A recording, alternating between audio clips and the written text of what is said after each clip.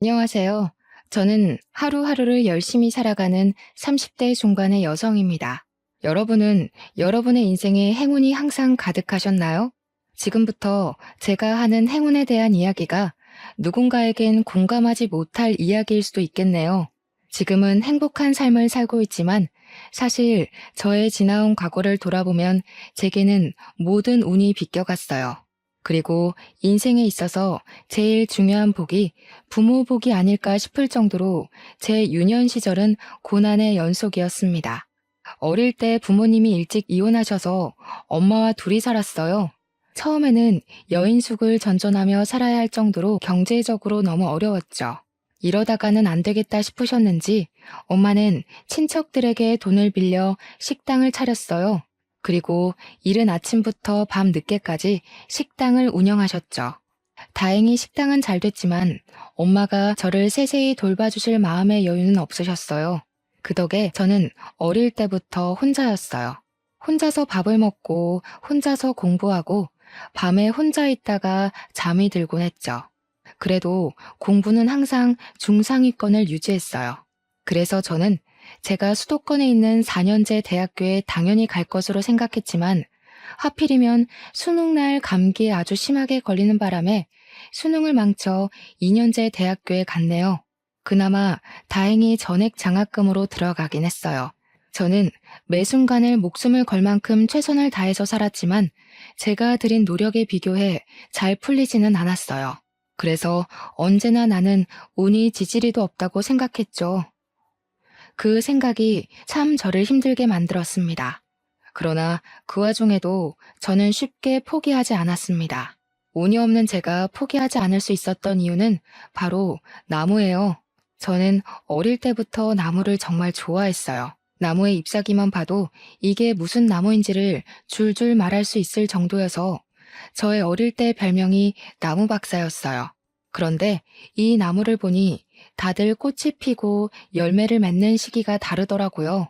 그리고 꽃이 피고 열매 맺는 시기가 아닐 때는 볼품없던 나무들이 자신의 때가 되면 예쁜 꽃이 피고 먹기 좋은 열매를 맺는 모습을 보면서 나도 아직은 나의 시기가 아니지만 언젠가는 내 인생의 꽃이 반드시 필 것으로 생각하며 절대 포기하지 않았죠. 이러한 긍정적인 생각 때문인지 학교 졸업 후에는 그래도 잘 풀리는 것 같았어요.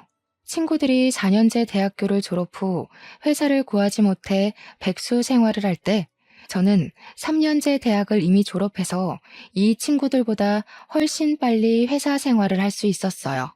회사도 대기업만큼은 아니어도 중소기업 중 월급도 충분히 먹고 살고도 한 달에 30만 원 정도는 저축할 수 있을 만큼 받았고 회사 동료들도 다들 너무 좋아서 재밌게 다녔어요. 그리고 이 회사에서 동료의 소개로 남편을 소개받기도 했죠. 남편은 중견기업의 대리로 연봉도 회사 복지도 엄청 좋았어요. 저는 직업도 안정적이고 성실한 남편의 모습에 반해 연애하고 결혼까지 결심했어요. 결혼을 준비하며 드디어 내 인생에도 꽃이 핀다고 생각했어요. 그러나 아직은 아니었죠. 결혼 준비를 하는데 시댁에서 저를 너무 싫어하는 거예요. 그 이유는 제가 바로 이혼한 가정에서 자랐기 때문이었죠. 시어머니는 이혼한 가정에서 제대로 가정교육이나 받고 자랐겠냐며 처음 인사를 하러 갈 때부터 좋게 보시지 않으셨어요.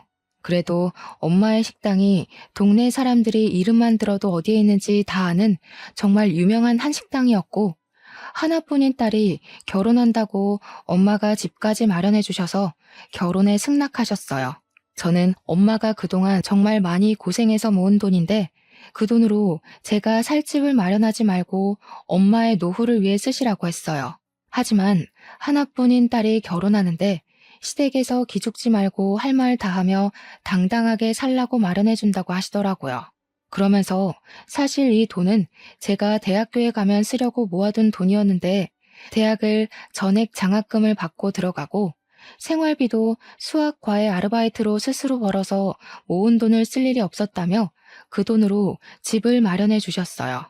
제가 대학을 3년제로 나오긴 했어도 학교 근처 엄마들 사이에서 수학을 정말 잘 가르친다고 소문이 자자했거든요. 그 덕에 학교를 다니는 3년 내내 명문대 학생들이 받는 만큼의 과외비를 받으며 생활했어요. 시댁에서는 저희 엄마가 집을 마련해 주신다는 것을 알고 이혼 가정에서 자라서 솔직히 걱정은 된다만 그래도 그 나이에 집도 있는 것을 보니 착실히는 살아온 것 같다며 결혼을 허락하셨어요. 결혼하고 첫 1년은 정말 좋았어요. 저도 남편도 열심히 일했고 엄마가 집을 마련해 주신 덕에 대출 하나 없이 시작했어요. 이대로만 가면 꽤 넉넉하게 잘 살 수 있겠다고 생각했죠. 그리고 곧 임신하게 되었는데 병원에서 유산의 위험이 있다며 조심하라고 했어요. 저는 아기를 지키기 위해 잘 다니던 회사도 관뒀어요. 회사를 관두는 것은 아쉬웠지만 23살부터 10년 조금 넘게 다녀서인지 퇴직금이 엄청 많더라고요. 저는 그 퇴직금을 잘 모아뒀다가 나중에 우리 아기를 위해 뜻깊게 써야겠다고 생각했어요. 우리 아기는 어떤 모습일지 상상하며 하루하루를 설렘으로 살아가던 어느 날이었어요. 남편이 최근에 부서가 이동되었는데 일도 사람도 너무 맞지 않는다며 회사를 관두고 싶다는 것이에요.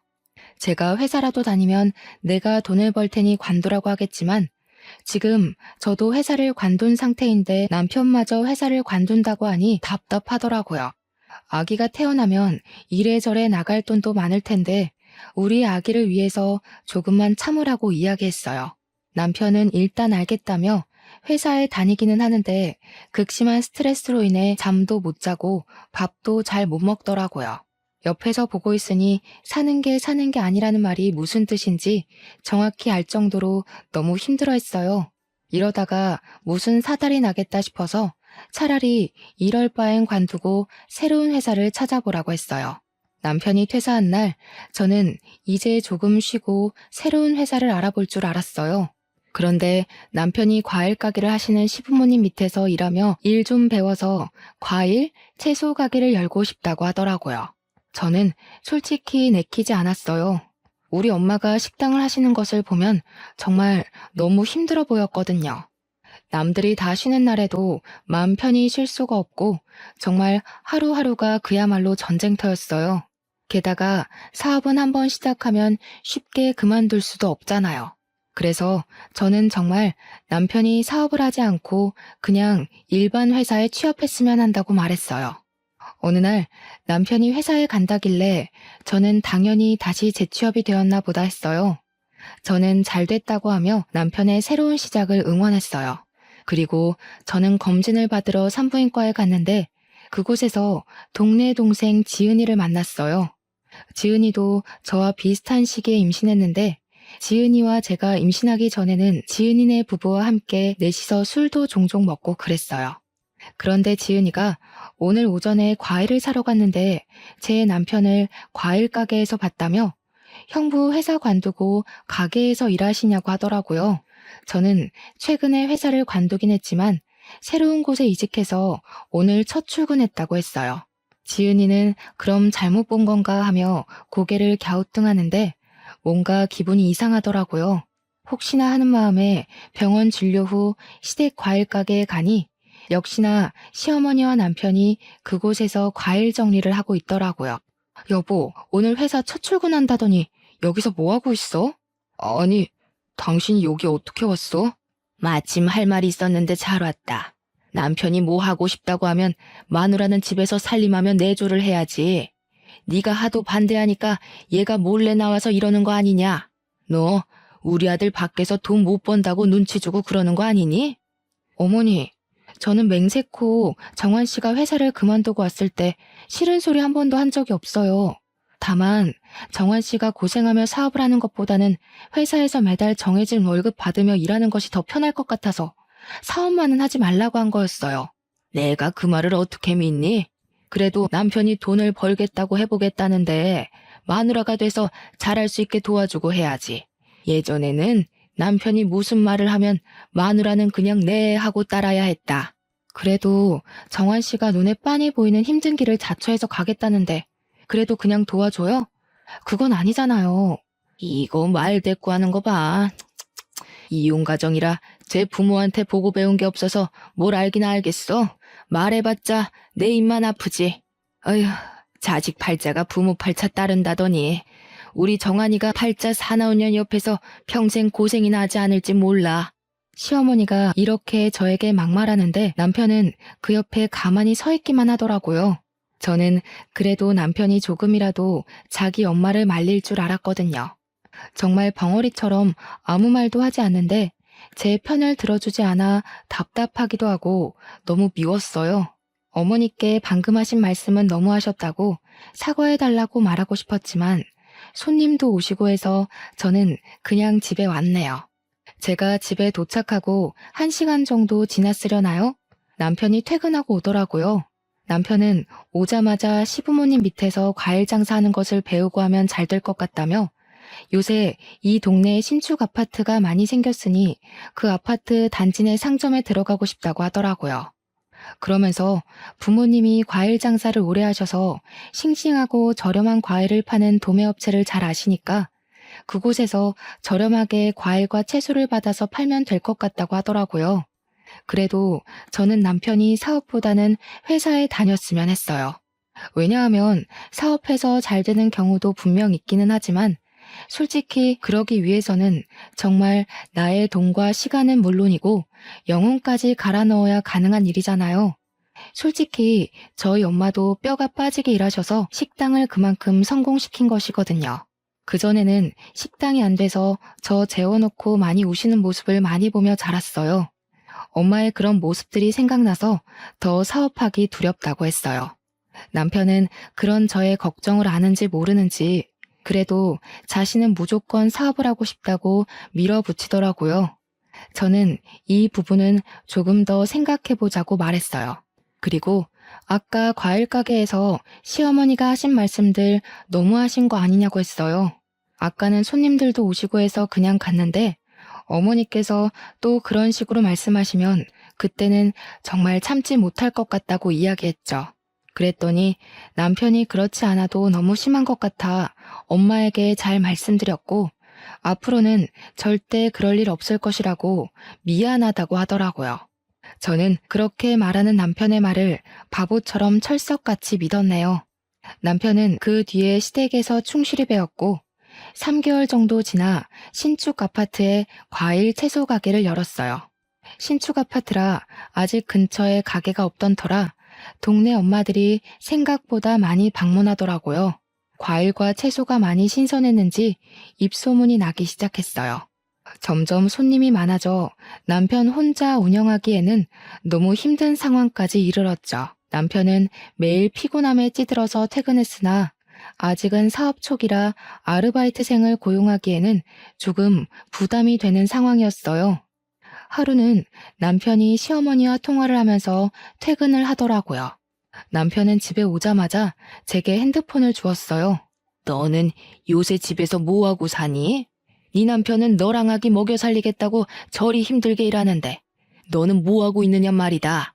어머니, 저도 집에 있기 답답하긴 한데 병원에서 지금 유산의 위험이 너무 크다고 절대 안정을 위하라고 해서 일단 집에만 있는 거예요. 우리 아기 지켜야 하잖아요. 하여튼 요새 젊은 것들은 나약해 빠져서 안 된다니까. 유산의 위험은 무슨? 너는 맨날 피곤한 정한이 보면서도 그런 이야기가 나오니? 젊은 사람이 집에만 있으면 더 아파. 좀 나가서 정한이 일도 돕고 해라. 알겠어? 시어머니는 남편은 일하는데 저만 집에 있는 것이 못마땅하셨는데 가게에 나가서 일 좀 도우라고 성하셨어요. 그러나 병원에서는 아직은 위험하니 집에서 최대한 움직이지 말고 안정을 취하라기에 어쩔 수 없이 저는 계속 집에 있었네요. 하루는 남편이 몸살이 심하게 왔어요. 아예 일어나지도 못하고 침대에 누워 끙끙 앓기만 하더라고요. 어쩔 수 없이 가게는 하루 쉬고 저는 남편에게 먹일 죽을 끓이고 있었어요. 그때가 아침 7시였는데 그 이른 시간부터 시어머니가 집에 오셨어요. 나왔다. 아휴, 우리 집 아들 자기 마누라 먹여 살린다고 그리 고생하더니 이렇게 알아누웠네. 알아누웠어. 예, 정환이 뭐 좀 먹였니? 지금 밥을 먹을 상태가 아닌 것 같아서 죽 끓이고 있었어요. 그런데 어떻게 알고 오신 거예요? 어떻게 알고 오기는 정환이가 연락했으니 왔지. 너는 남편이 그렇게 죽을 듯이 일하는데 어떻게 가게에 한 번 와서 도와줄 생각을 안 하냐? 저는 애도 아니고 부인도 있는 사람이 아프다고 엄마에게 연락해서 아침 대바람부터 시어머니를 이 집에 오시게 한 남편이 정말 미웠어요. 하지만 아파서 누워있으니 뭐라고 할 수도 없고 그냥 꾹 참았죠. 그렇지 않아도 기분이 좋지 않은데 시어머니는 그런 저를 세워두고 막말을 하시기 시작했어요. 임신한 것이 유세도 아니고 야, 나는 말이야. 정환이 가졌을 때 집안일이고 밭일이고 다 했어. 심지어 치매 걸리신 시어머니가 업어달라고 하셔서 업기까지 했다. 그래도 난 멀쩡했는데 너는 어떻게 임신했다고 딱 그렇게 집에 누워만 있니? 정신 상태가 아주 굴러먹었어. 어머니, 저도 집에만 있기 답답해요. 그런데 의사 선생님이 유산의 위험이 있으니 되도록 회사도 다니지 말고 집에서 안정을 취하라는데 어떻게 해요? 얘 또 말대꾸하네. 너는 너네 엄마가 시어머니가 뭐라고 하면 바락바락 대들라고 가르치디?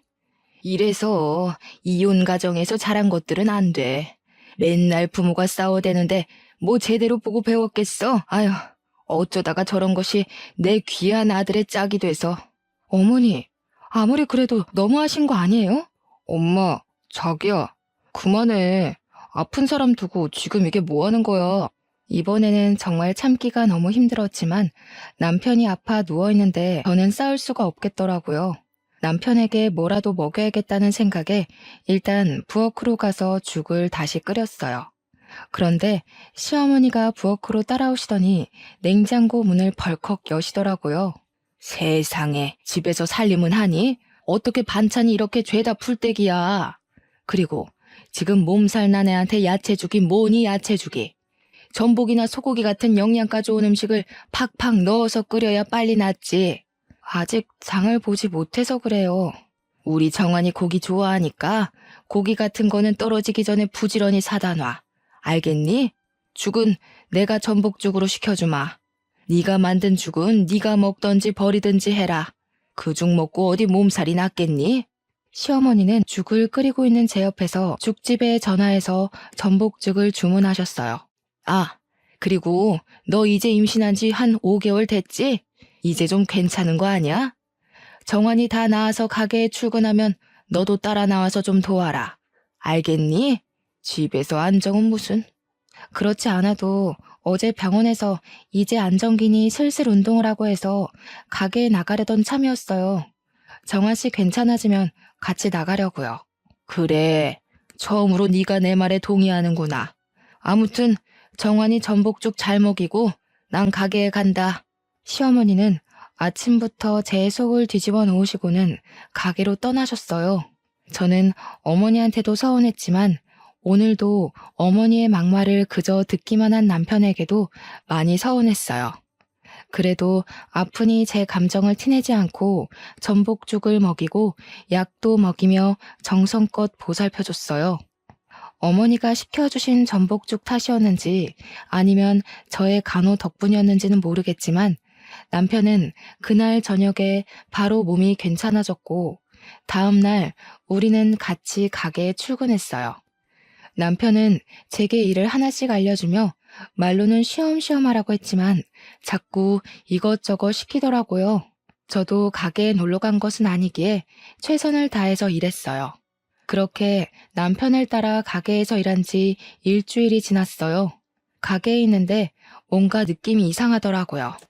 화장실에 가보니 출혈이 생각보다 심했어요. 저는 바로 병원으로 갔어요.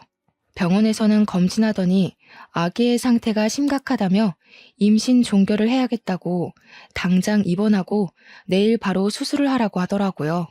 그리고 다음날 저의 아기는 제 품에서 떠났어요. 수술 후 마취가 덜 깨서 정신없는 상태로 병실에 누워있는데 시어머니가 들어오셨어요. 너는 아이를 잘 지켜야지 유산을 시키냐?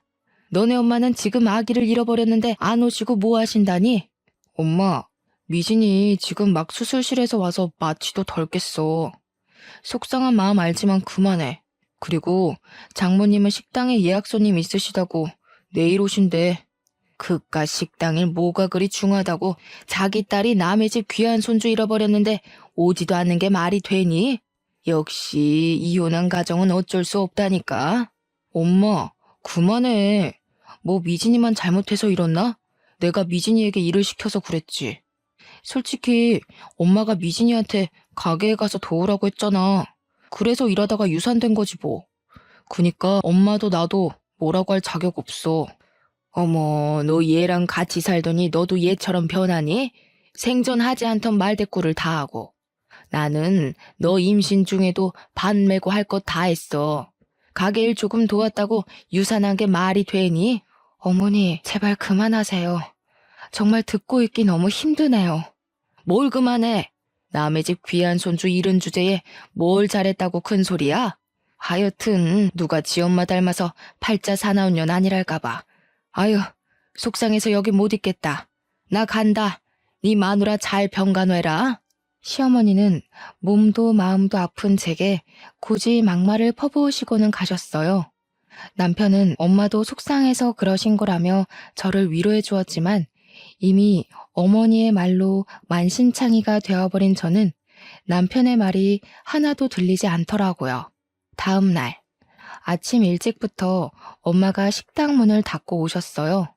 엄마는 유산도 출산과 같다며 친정에서 몸조리하자고 하셨어요. 남편도 집에 혼자 있는 것보다는 친정집에서 푹 쉬는 것이 좋겠다고 하더라고요. 그래서 병원에서 퇴원 후 저는 친정으로 갔어요.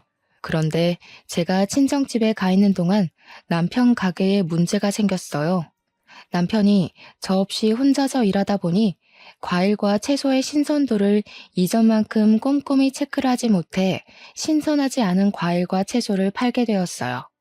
동네 사람들 사이에서 처음에는 좋은 제품을 팔더니 점점 좋지 않은 제품을 판다는 소문이 퍼지게 되었어요.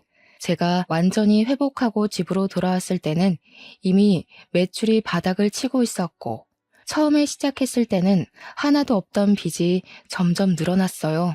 결국 우리는 가게 문을 닫을 수밖에 없었어요.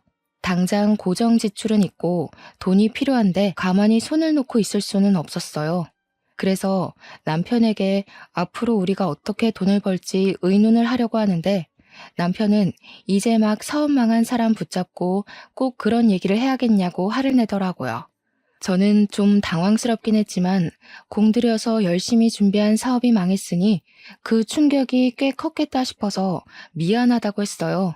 남편은 잠시 화를 사귀더니 한다는 소리가 우리 가게 옆에 배달만 하는 음식점이 잘 되던데 배달만 하는 음식점을 열고 싶다는 거예요. 그래서 제가 배달만 하는 음식점이라고 해도 돈이 있어야 할 것 아니냐고 했더니 장모님이 마련해 주신 이 집을 팔자고 하더라고요. 지금 집값이 많이 올라서 이 집을 팔면 돈이 꽤 나올 거라면서요. 우리 둘만 있으니 이 집 팔고 원룸으로 이사하고 집 판 돈에 이전에 내가 받은 퇴직금 보태서 다시 사업을 시작해 보자는데 저는 이건 아니라고 더 나이 먹기 전에 회사에 들어가라고 했어요. 남편은 제 이야기를 듣고 문을 세게 닫고 방으로 들어가더라고요.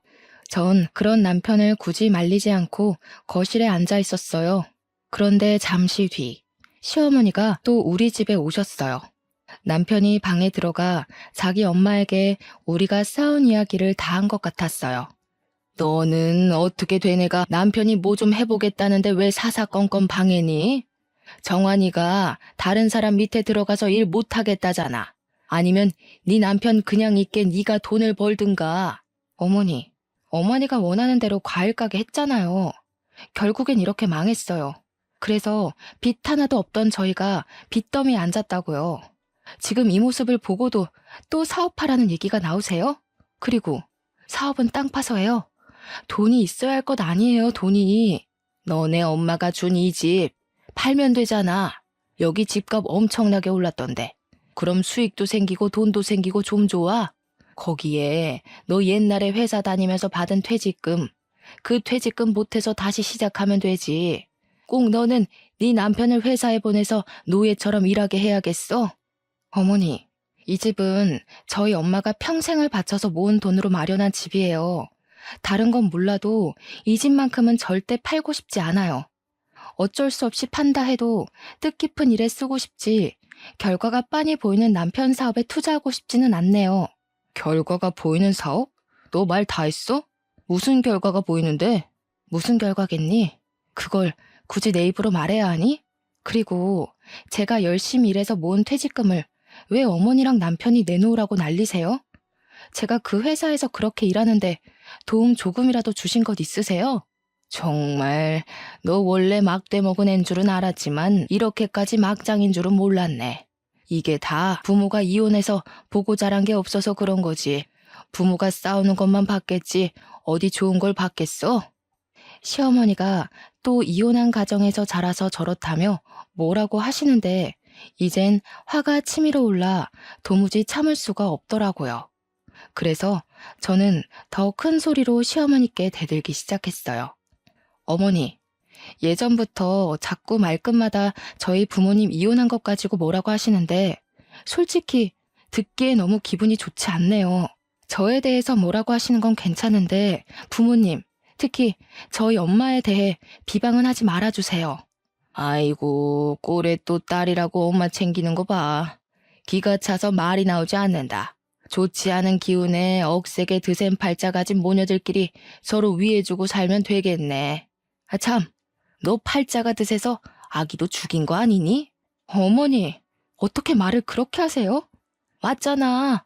이혼한 부모 밑에서 안 좋은 기운을 받으면서 자란 네가 가진 아기이니 그 아기가 제대로 못 사는 건 당연하지. 그래서 우리 아들 사업까지 망했나 보네. 네가 아주 우리 아들을 쫄딱 망하게 하는구나. 저희 엄마 이혼은 하셨지만 제게 아빠의 빈자리가 느껴지지 않도록 최선을 다해 키우셨어요. 제가 이혼 가정이라서 어두워 보일 수도 있긴 하겠으나 그래도 제가 저희 엄마 비난과 조롱을 당해야 할 만큼 잘못 살아오지는 않았어요. 아이고, 그러셔? 네, 잘나셨습니다. 그런 사람이 이렇게 시어미한테 빡빡 대드니? 역시 보고 배운 게 없으니 그러지. 옛말에 어물쩍 망신은 꼴뚜기가 시킨다는 말이 틀린 말이 아니야. 시어머니의 막말도 화가 나는데 더 화가 나는 것은 남편의 태도였어요. 남편은 오늘도 어머니의 말을 가만히 듣고만 있더라고요. 역시 남편도 내 편이 아닌 것을 절실히 느끼고 있는데 시어머니는 갑자기 큰 방에 들어가셔서 남편의 옷과 화장품을 다 챙겨 나오셨어요. 딸은 엄마 팔자 닮는다지? 너네 엄마도 이혼하면서 박복하게 살았을 텐데 그런 엄마 팔자 닮은 너도 박복하겠다. 어머니, 자꾸 그런 소리 하시지 마세요. 그리고 남편 짐은 왜 챙기시는 거예요? 팔자 사나운 네 옆에 우리 아들 둘 수는 없다. 지금은 사업 망한 것으로 끝났지만 자기 애도 유산시켜서 죽인 판국에 남편이라고 못 죽이겠니? 너희 이혼해. 어머니, 제가 아이를 잃은 데에는 어머니의 탓도 있어요. 자기 아들 힘들다고 유산의 위험이 있는 저에게 가게 나가서 도우라고 하셨잖아요. 그래서 유산된 거 아니에요. 그래도 네가 위험해서 안 된다고 딱 말을 했어야지. 네가 몸을 함부로 굴려서 아이도 잃은 주제에 어디서 시애미를 탓해? 시어머니가 제 아이를 잃은 것에 대해서도 다 내가 팔자가 사나운 탓이라며 뭐라고 하시는데도 남편은 아무 말도 하지 않고 고개만 끄덕였어요.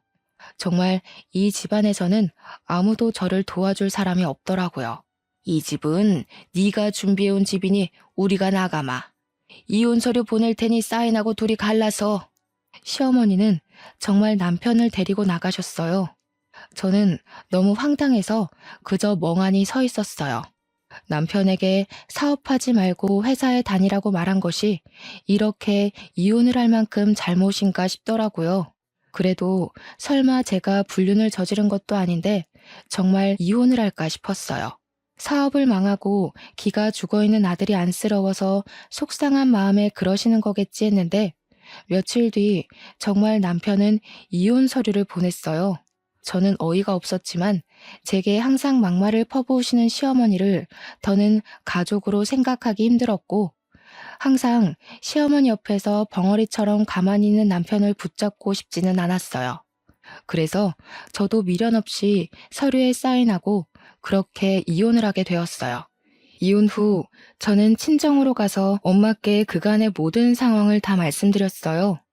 엄마는 이혼하고 온 저의 손을 꼭 잡고 그동안 고생했다고 하시며 그냥 엄마가 사준 집은 팔아버리고 같이 살자고 하셨어요. 이 지역 집값이 고공행진 중이라서 그런지는 몰라도 꽤 비싼 값에 팔렸어요. 그 돈으로 일단 엄마의 가게를 확장해서 이사했어요.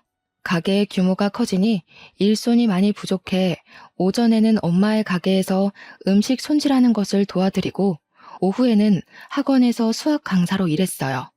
학원에서는 처음엔 학벌이 좋지 않아 절 채용하지 않으려 했지만 절실해 보이고 성실해 보여서 채용했다고 하시더라고요.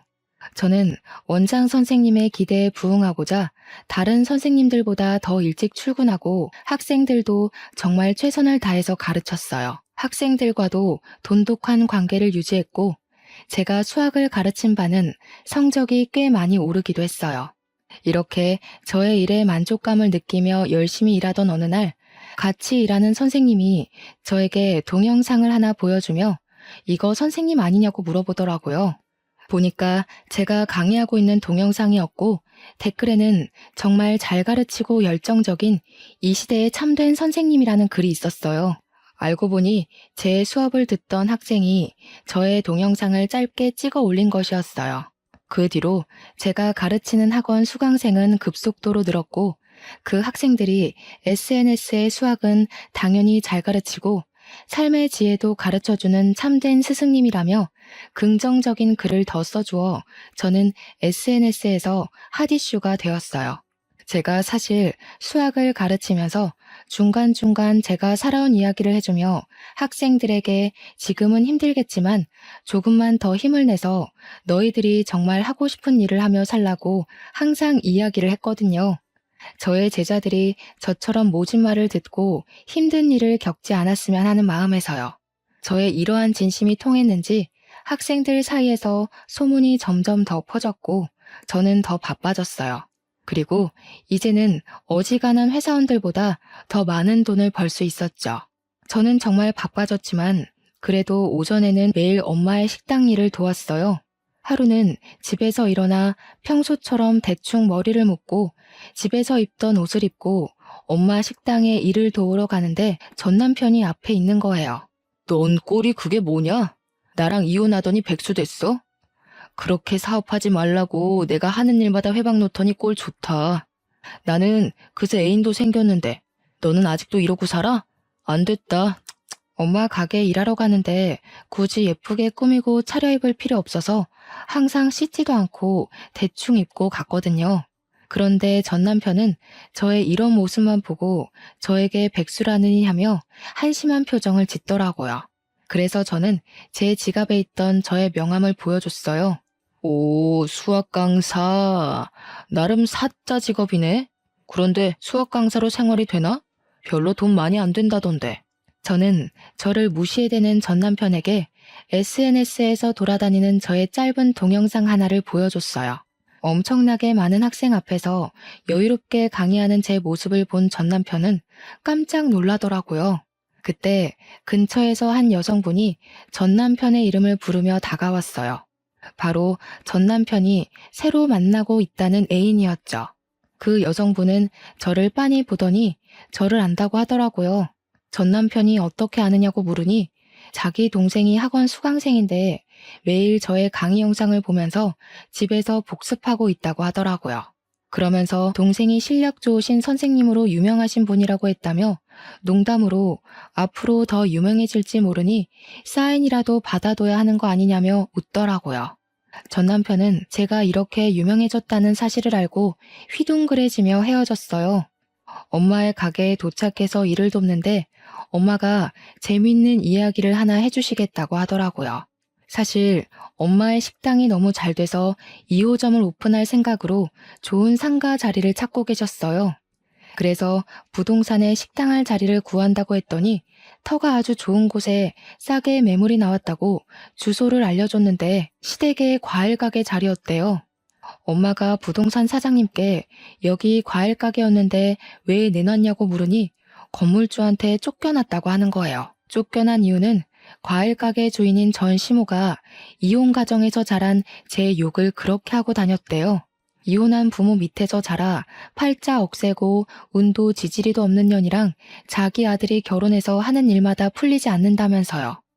그런데 그 소리를 들은 건물주가 너무 화가 나서 월세를 말도 안 되게 올리고 이 월세를 내지 못하자 가게를 빼라고 했다는 거예요. 알고 보니 이 건물주의 부모님이 가정폭력으로 이혼하시고 찢어지게 가난하게 사셨대요. 그래도 악착같이 돈 모아서 건물주가 되셨다고 하더라고요.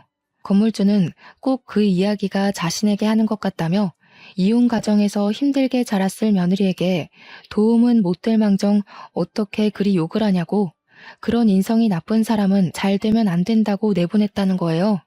저는 엄마의 이야기를 들으며 뿌린 대로 거둔다는 말이 틀린 말이 아니라며 그렇게 저와 엄마를 무시하더니 잘 됐다고 했어요. 그날 오후 엄마는 잠깐 짬을 내서 전 시모의 과일 가게를 인수했고 그 뒤로 2호점 오픈 준비에 학원 강의까지 하루하루를 눈코 뜰 새 없이 바쁘게 보냈어요.